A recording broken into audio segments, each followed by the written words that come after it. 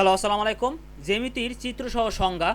তা চতুর্ভুজ চারটি সরলরেখা দ্বারা আবদ্ধ ক্ষেত্রকেই চতুর্ভুজ বলে। চিত্রে ক খ গ গ একটি চতুর্ভুজ এবং আয়ত।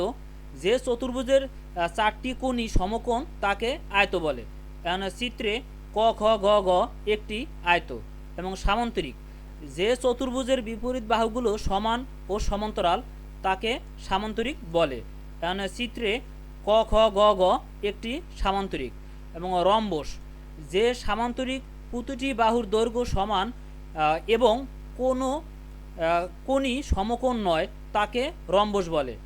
চিত্রে ক খ গ ঘ একটি রম্বস এবং বর্গ।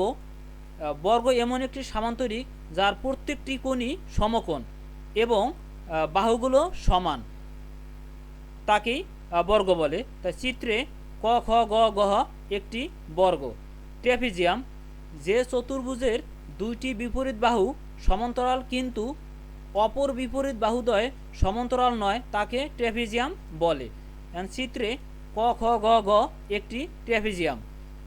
কোণ দুইটি রেখা দ্বারা মিলিত বিন্দু শিরবিন্দু থেকে যে আকৃতি তৈরি হয় তাকে কোণ বলে। চিত্রে ক খ গ একটি কোণ।